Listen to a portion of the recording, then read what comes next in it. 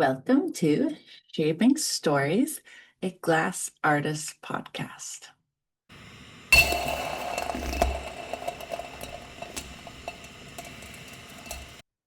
Here we sit down with hot glass artists from around the world to explore their creative paths, what inspires them, and the real moments that shape their work. So thank you for doing this. No Nice. problem. Thanks for inviting. Just to get going, want to introduce yourself?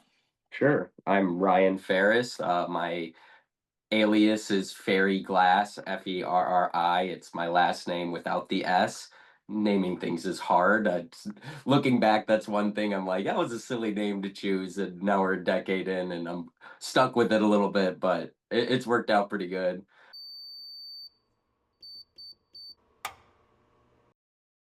I've been a borosilicate lathe worker for about 10 years. I did an apprenticeship through Kazoo Glassworks when I was 19 in Kalamazoo, Michigan. And kind of the rest is history, to use a cliche. I worked with them for like a year and a half and then went to a studio in Holland, Michigan called Torched Glass Art. I worked there for maybe about 4 or 5 years. Funny enough, with a glass blower my same age whose name was Ryan at the time. They've transitioned and are now Rye. We were both look like these kind of short dudes, mid late 20s, named Ryan, working on lathes in the same studio. So it was just kind of funny. And then after working at Torch for a while, I got into a rental studio, and now I have a studio in my home with all my own equipment. All the time spent collecting equipment and preparing to be able to run a lathe studio in your own house is I made it there, and I'm finally able to kind of like do all the things that I want because I have everything that I need at my fingertips, and there's nobody telling me what they would like me to make essentially. So I first found you because you shared a really cool video on Torch Talk, and I love it when people break things down. I think that's such a good talent. But before we get into the glass part of your life, tell me about the not glass part of your life. You mentioned that you're a swim instructor. What other things do you enjoy besides glass? Yeah, outside of glass, I love hanging out with my wife first and foremost. Brittany Hayes is the most incredible person, and I'm so fortunate to have been with her for like 9 years now.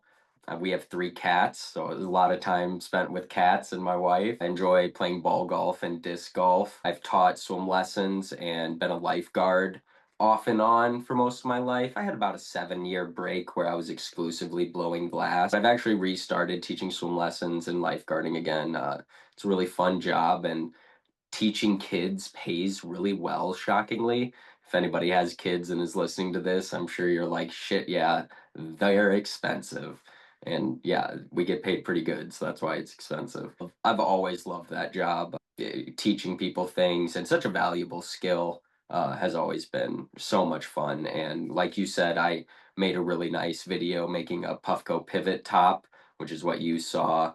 And I really like breaking things down, telling you the like little minutia that my brain goes through when I'm making the smallest, seemingly insignificant adjustment that ends up being the crux of the step that I'm doing, or like a really important part that you'd never be able to see or understand without somebody dragging you through it a little bit, really explaining.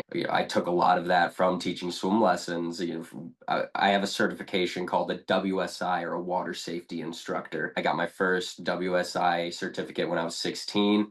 I just turned 30 on Sunday, so I've been teaching swim lessons for about 14 years on and off, and I just love it. But the first thing they say is you need to explain why you're doing something. Nobody's going to respond that well to being told do something because I said so. Kick rocks. Like, nobody wants that. They want to know why you're doing something. Expressing the why is the most fun and the most important thing to me.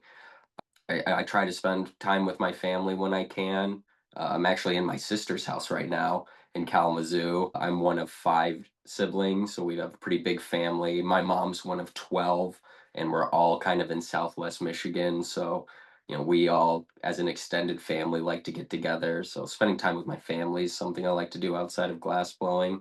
But honestly, I feel like when you're really committed to being a successful glass blower, whether it's an artist or a craftsman or however you're identifying, you sacrifice a lot.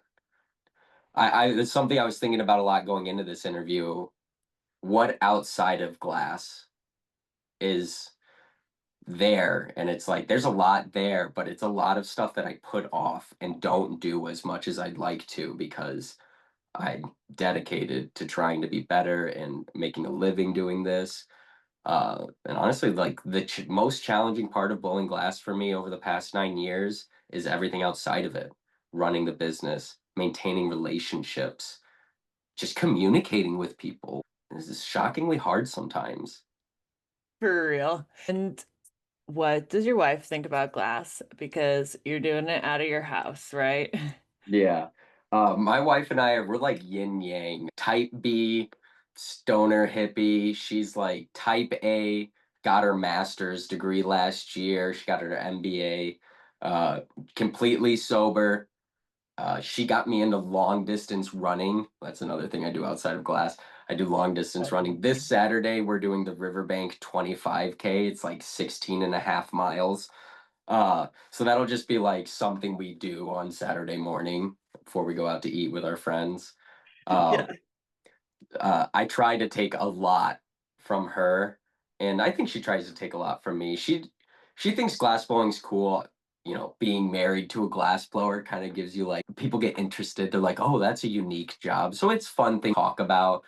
She's tried it maybe once, and it was honestly the first time we met. When we met, she was buying a little shot glass from me for her mom, and she came up the driveway of the studio I was renting at the time, and I was like, "Oh, I gotta get her to stay here. I like her."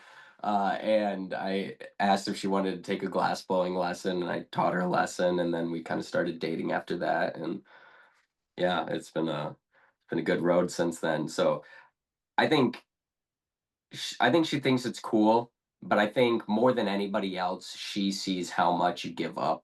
She's seen me struggle like really hard at times too. Starving artist ain't no joke. Marry somebody getting a master's degree. Great advice. I am Yep. not the breadwinner in my house. And that kind of stinks sometimes, but like I said, we're yin and yang, so there's some things she's better at making money, being a human in society, and then I'm better at, just relaxing, trying to do other things. I'm very handsy, so I do like all of the stuff on our house type deal. What's it like working from home? Do you find that you have a good separation where you're able to stop home projects and work on studio stuff, or does it all just kind of mush together? That it's depending on the year, really. I love being at home. The overhead not being there is the biggest part. I generate my own oxygen too. So my overhead cost is propane and raw glass. And that means I am far more profitable than I'd say probably most of our industry who has to pay a rent and oxygen fees. Those two things alone will make or break a lot of people. And there's been times where I've made pretty good money, but then it went to rent and, picking up liquid oxygen doers and all those things. The separation and like the organization of my life part, it's always a struggle. When I was only blowing glass, I'd say it was harder. Recently, I've gotten another job, and last year I actually stepped away for a couple months and got a full-time job because I was just really unhappy with how it was, how blowing glass was making me feel. And man, instantly I missed it so much. Instantly, I was just like, what am I doing? I've mastered quotes a craft and a skill, and I'm like throwing it away to go work somewhere else. Loved the place I worked. All the people were incredible. It was just not my calling. But the whole time I was working there, I was like, I'm going to take this organization back with me because I used to be, oh, I'm blowing glass. I'm going to start at 1. I'm going to go till 3. I'm barely going to see anybody because I've got this terrible schedule. It's not sustainable. I didn't take care of myself. The other place I was managing a bakery's wholesale, like waking up at 3:30, getting in at 4, doing all those rigid tasks that you really need to do to be successful and try things. Since I've left that job, my home life and work life is a lot better because it's far more rigid. I started using my calendar app for the first time like ever in my life this year, and it's been a godsend, between lifeguarding, private swim lessons, keeping a schedule for social media and like production. It's been very nice. I also do a journal and a sketch every morning now when I wake up. This sketching every day, totally underrated. The creativity that I feel now compared to when I was just blowing glass and essentially just making things that people wanted. I didn't feel all that creative for a long time. I've made a singular design for about 6 years, and there's variation. I'm making a few other things here and there, but my Dragoon, which is kind of my unique design to me, it's my logo. That's been basically the only thing I made for 6 years. It's a little crushing on the creativity to make something over and over and over again. Can you nerd out with me for a minute and verbalize what your studio setup looks like? Because I'm sure after renting for so long, when you finally move into your own space, you can set it up just the way you want, right? Yeah. The double-edged sword of that is that I often worked at places that either A had a lot of equipment already or B had substantially more capital to do things they wanted. So purchasing equipment for me was combing Facebook Marketplace, Craigslist every day, trying to find the stuff I needed. My current setup right now is I have an HSA Lytton, which is my lathe. It has two planetary chucks, and I have a blow hose going to both spindles. My lathe was built in 1962 for the company Raytheon, which is a huge military industrial cog, we'll say. Today I think they're most known for like missile guidance systems. And I have a Lytton F, which is my travel lathe, which was built in 1959 for the United States Air Force. So both of my very old machines, which I rely entirely upon, were built for war essentially for the military system. And then I have to my right, I have a couple kilns. I have one of those little old hair curler kilns. Love those things. Super underrated. A lot of people are like they don't get hot enough. Mine slumps boro. So I don't know what they're talking about. Like I can't leave things in there for more than like 15 minutes, otherwise I get like a little dimply depression on the base. And then I have a Paragon F200, which is a very wide kiln. It's got 24 inches wide of garage space. Anybody who's not super familiar with glass blowing, that just means like the kiln door has a little space that tubes can stick out of, so you can pull things in and out and continually work on pieces. I love that kiln. It's only 9 inches tall, which is kind of a bummer, but everything fits on its side. I can make almost a 3 foot piece and put it in that kiln on its side. It's a 220, so I had to get 220 wired into my studio, which was kind of a pain, but it wasn't too bad. And then I have a smaller Paragon SC2, S2C, spacing on what the actual name of it is. And I don't use that one very much. Basically, I'll only use that one if I'm trying to like crash something in my big kiln. And my most underrated tool in setup piece in my studio is I have a Hag Caspio chair, which is a really wicked cool chair that I can actually sit on in reverse. And the back of it is like a T. So when you sit on it in reverse, you can press your chest into it and rest your arms, and it like positions me very ergonomically. And the hard part about lathe work is you're often in the same position for a really long period of time, and it can really wear you down. So being able to rest and maintain position in a good ergonomic form is really awesome. I got that chair for $200 off Facebook Marketplace. It's a $1,200 chair.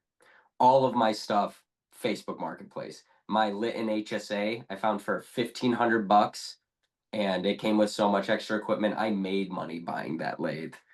I find it on Facebook Marketplace, and I look at my wife and I go, I just found 10 grand sitting on the floor.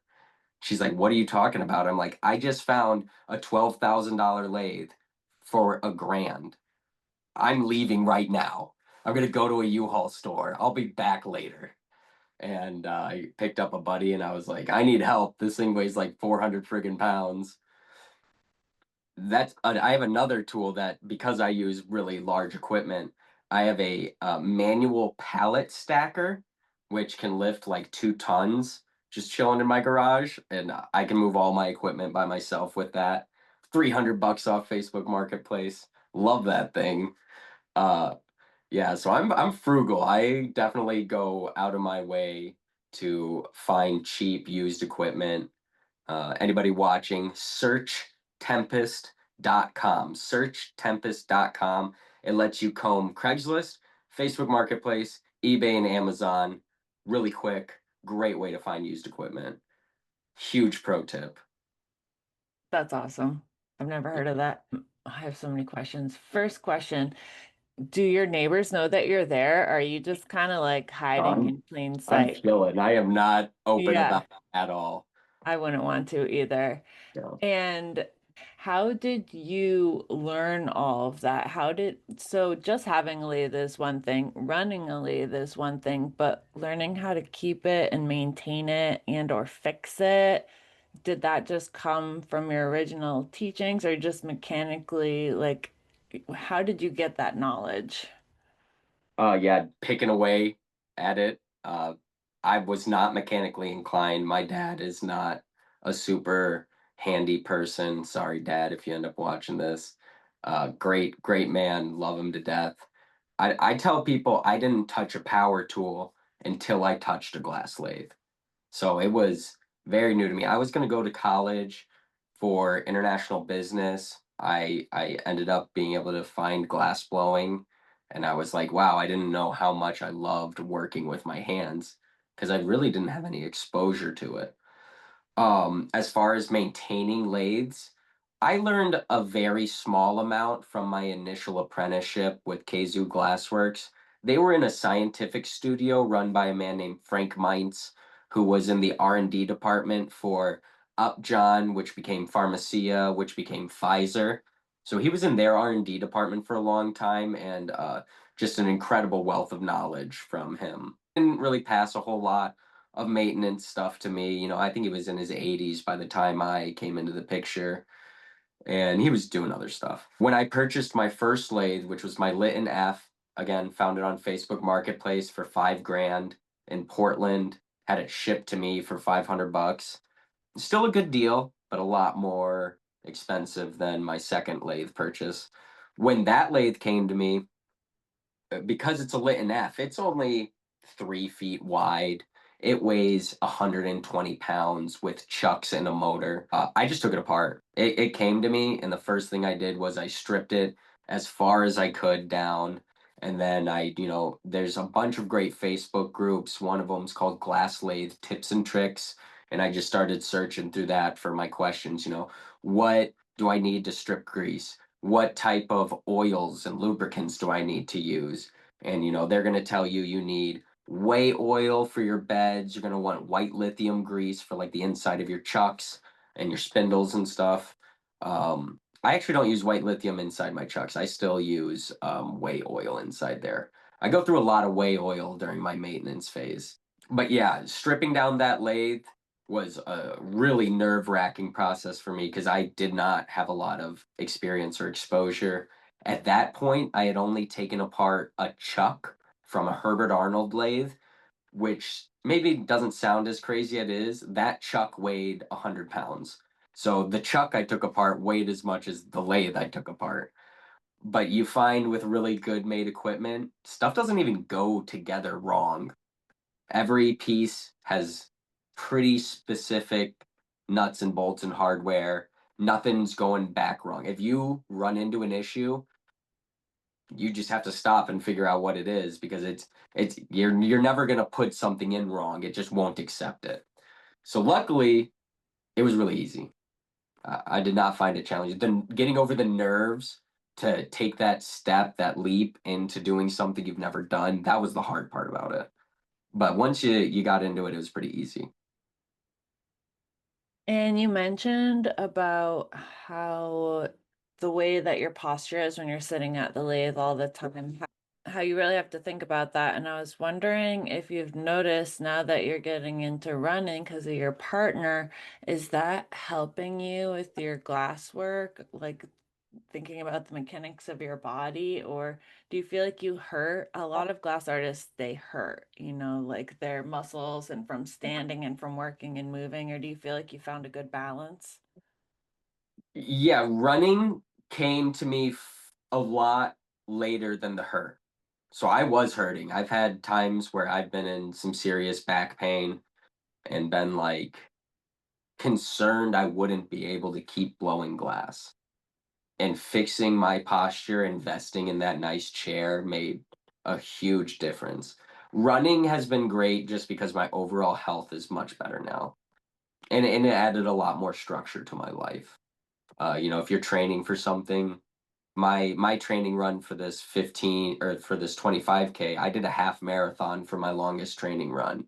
And you have to go out of your way to really plan and prepare to even run that far as a training run.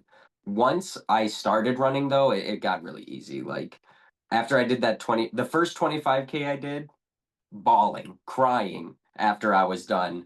Not really because I was in pain, but because it was so taxing to my system. My nervous system was shot. My body was shot. I was just completely broken down essentially. And I could go run 13 right now, no problem. Could go work after it. Yeah, a lot of changes to my body, but the big change that helped me with glass blowing and longevity is the chair, which I got a lot before I started running and too far after pain started too. Essentially, I should not be rounding my lower back anymore.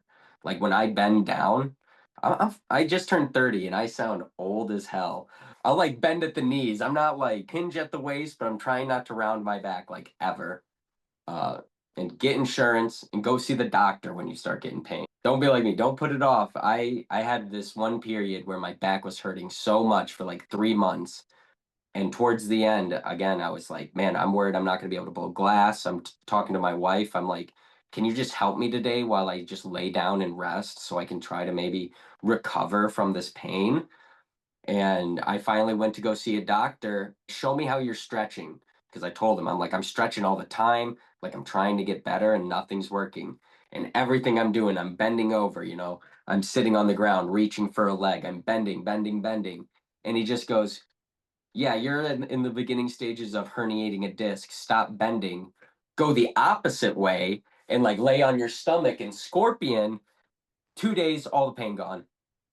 I suffered for months when I could have just gone, seen a doctor, figured it out, and moved past it. I don't have the knowledge to diagnose myself. Right. That's something I wish we all learned more of when we were kids, like during PE and stuff versus the like basic stretching and pulling and tearing. Like, how do you stand? I mean, honestly, I took an athletic training course in high school. I've taken multiple powerlifting courses. I've worked in gyms and been around athletic trainers. My dad has a degree in health sciences.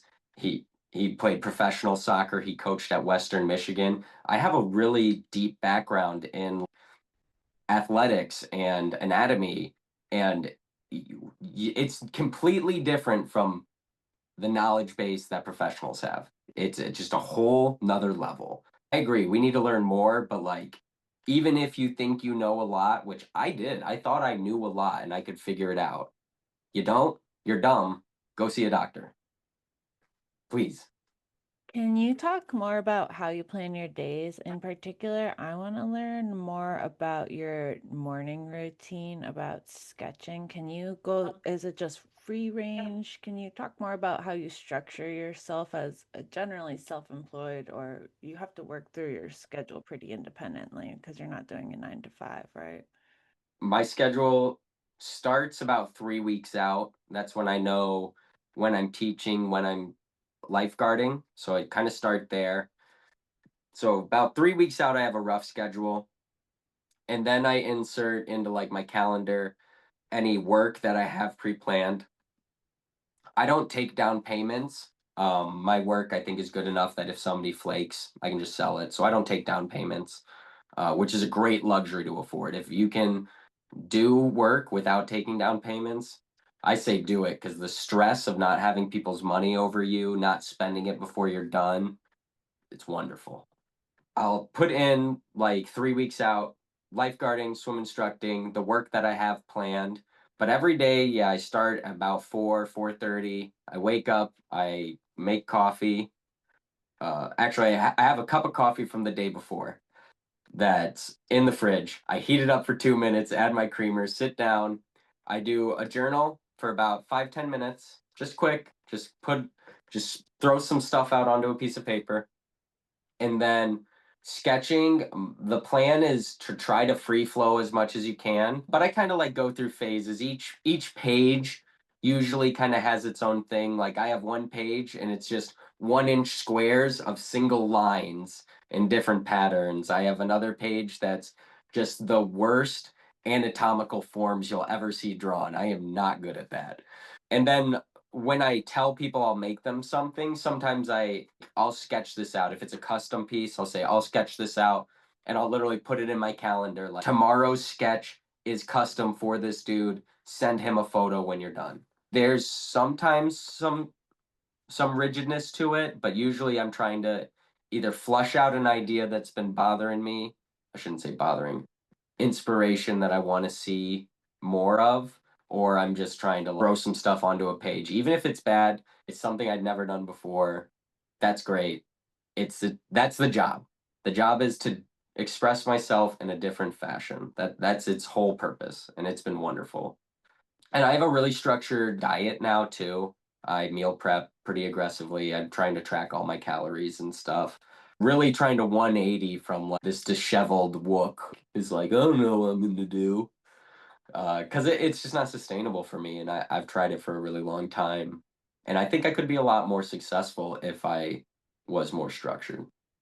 When you're making a piece, do you draw out what your goal is? Do you kind of draw out step by step? How do you work through the start and finish process of those like custom pieces that you're doing? Yeah, great question. Most of it is that singular design that I've been making for so long. So I usually don't have to do a step-by-step sketch.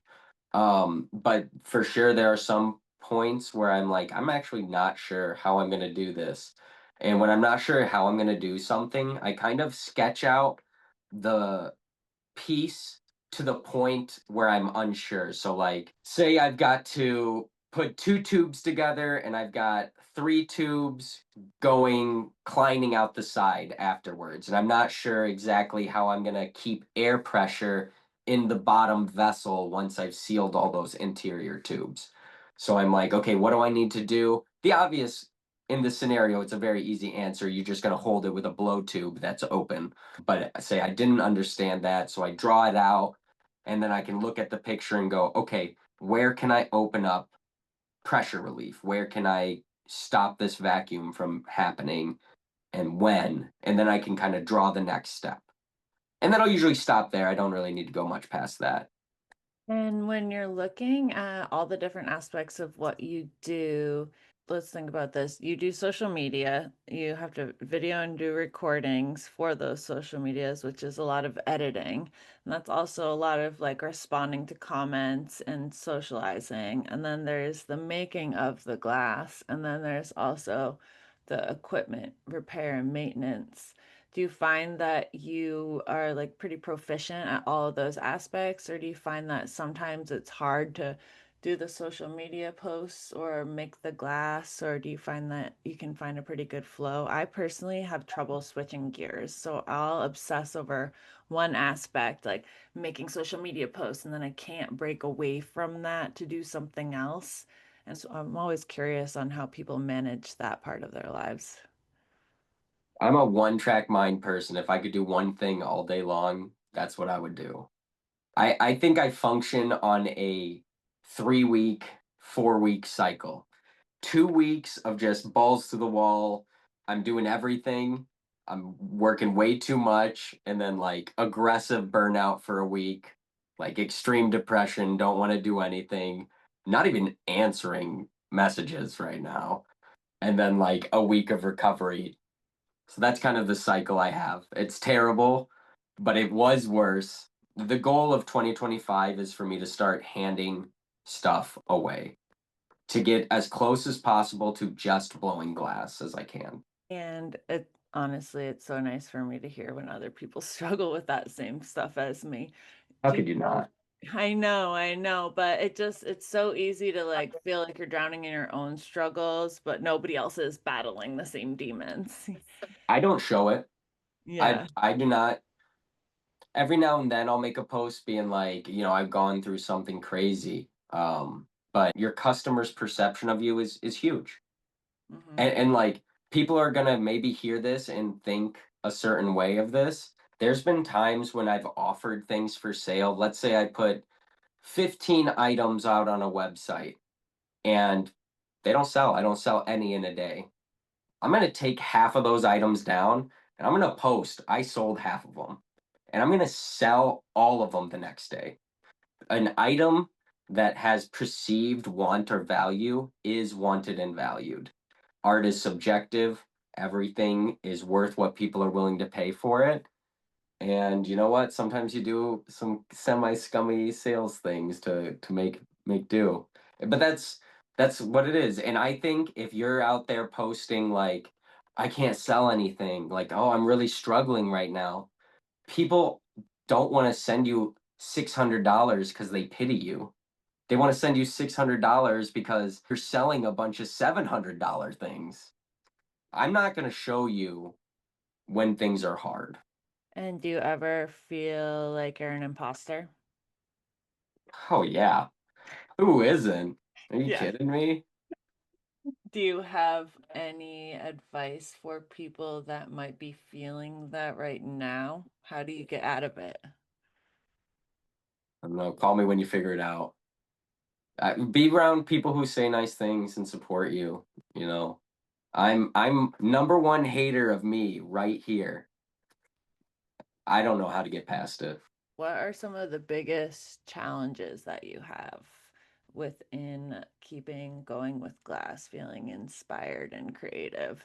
I am not a pro capitalism person, so having to sell stuff just kind of sucks. Like I said, I'm trying to get away from like running a business and like running social media and doing those things. I enjoy connecting with people. That is fun. I don't enjoy being accessible all the time. I don't enjoy stressing out about messaging people back. I don't enjoy needing to sell something, but needing to photograph it and edit shots first. All of those things, I'm not, I'm not good at. I struggle with them. Like, you found me off of like a video I made. That was probably one of the best videos I've ever made. I have captured thousands of hours of my work and made a dozen videos maybe. Even just following through on things you've started is a real challenge. Like I said earlier, everything outside of blowing the glass itself, I find very difficult to keep up with. Because blowing the glass itself consumes my life. Do you know who ScoMo is? He Mhm. makes like these squiggly marbles. Very successful, very well-known artist. He told me that he starts his workday with about 6 hours of social media messaging. Legit, I believe him. And there's been many days where I'm like, okay, I'm couch locked right now because I'm just messaging people back. And honestly, I have gotten a website up now, and doing sales through websites over conversation has been a huge change. And I wish I had invested in that a lot sooner. I'm terrible at asking people to pay tax and shipping and all the little things, like putting stuff on a website and being like, there, you can go buy it if you want it. And then they do or they don't. I love Yeah. connecting with people. I get a lot of messages. It is obscene. and overwhelming and panic inducing often, not sometimes, often. Yeah, I feel the same way. And I also struggle with how quickly do I need to respond to them, or even if I'm telling myself I'm not responding to messages, they're sitting in my head free rent for the whole evening that I'm taking off. I have trouble with that, setting those boundaries for myself on when to respond and how. And do you find that people are mostly pretty kind within those conversations, or is it challenging? Yeah, I would say 99.999% of people are more than understanding. I've definitely had a few people that I've had to like block on everything because they were like, it's been 2 weeks. This is one of your wedding photos on your personal Facebook calling me a piece of shit. Like, what do you, I don't even take down payments. So whenever people are mad at me, it's solely because I haven't communicated well. I've never sat on people's money. Well, I shouldn't say that. I no longer even have the ability to sit on people's money. And if you've been around, I'm sure all art, but especially functional glass art, we're not good at running businesses. There are a lot of people who are like, yeah, I paid this dude 6 grand last year, and now he won't even respond to me. So I take a little solace knowing that I don't steal from people and I still respond pretty much within a few weeks. If you're unwilling to be patient, like you don't even have the fundamental understanding that these social media websites are terrible at running message services. Instagram has the worst messaging system I've ever dealt with in my life. Literally, and you have to do it all from your phone, where at least for some things you can sit on a computer and actually type and fully see and articulate it. On Instagram, just oh my gosh, it's so frustrating. And when you're a business, you're running multiple pages. So you're like having threads of conversations in all these different places in yeah, obscure comments. Um, but yeah, for me, for custom orders, I do a 4 to 6 week turnaround time straight up. I'm like 4 to 6 weeks. Usually I'm done in 2 weeks, but just to give myself that time. And I broke my arm last year, and I was so glad I gave myself that time because I didn't have to refund any money and I was within the window that they expected, which Nice. felt good for me. Yeah. Yeah, having a clear understanding with your clients about what to expect is really important. And when you fail to do that, just be honest. Like Mm. nobody's that mad. If you don't take any accountability though, you're going to get dragged in a Facebook group. I guarantee you. I see it Yes. all day every day. Yeah, especially those Bora ones. I feel like they're particularly challenging sometimes. Yeah, and I really don't take custom orders that are outside of what I'm doing already. So my custom process is pretty straightforward. You tell me what you want, you tell me your budget. If it necessitates a sketch, I'll draw you a sketch with measurements, and then I'll give you a time window. And I basically say, like, I'm gonna make this, I'm gonna send you photos, you're gonna have a week to pay me. And if you don't, then I'm gonna sell it to somebody else. That's a good point too, is only taking things that is within your wheelhouse already. Otherwise, it's nice to just pass them off to other people that do things that are similar, not try to be everywhere. Yeah. No, I mean, if you're doing something you've never done before, quote to make it 3 times. Oh yeah. Yeah. And cry over it a little bit. Yeah, Trust me. and then realize you shouldn't have taken it on. Yeah. Yeah. And then, yep, end up eating all the money and calling it a learning experience. Yeah, you got to spend a week losing money. Congrats. Yeah, totally. Is there anything else that you want to talk about? Any final words and or do you want to give information on where people can follow and support you? I would say that you can do anything. Like anybody who has a passion, even if you don't have a passion, even if you just want to do it, like don't let people stop you from trying. This is going to sound like another dig at my parents. All I ever wanted to be was an artist. And I usually felt like if that was the choice I was going to make, I was basically just going to set myself up for failure. And I don't feel that way. I don't feel like a failure. even though in a lot of people's eyes, I might be. I don't make a lot of money, but I possess all of my time, and that's worth a lot to me. A ton. Yeah, people are gonna they're gonna tell you it's a bad idea, and it's gonna be an expensive mistake if you listen to them. But you don't have to listen to them. You can keep trying, and whatever that looks like is awesome. If that's you turned on your torch once last year, that's awesome. If you did it every day, that's great. Like, just keep with it. Like, it's gonna work out in whatever way that is. Perfect. And where can everyone find and support you? Yeah, basically just on Instagram. I run a production company called Artist First Glassworks. You can follow us there. We're transitioning that from paraphernalia over to cremation memorials right now. So if you follow it anytime in the next month, it'll change pretty rapidly. And then my personal account is Ferry Glass, Ferri Glass on Instagram. Perfect. Thank you so much for your time. Yeah, thanks for having me. That was fun. Yeah, I appreciate it. Thank you so much for listening to Shaping Stories. If you like our podcast, please make sure to follow on whatever platform you're listening on. We are always grateful for your reviews to help other artists find us. You can find us on Shaping Stories Pod on Facebook and Instagram.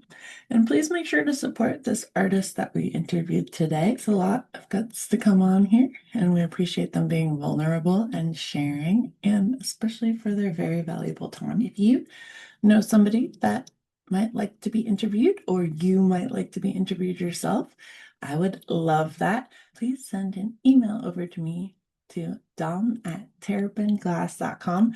I really look forward to seeing you, and I can't wait to continue with this project.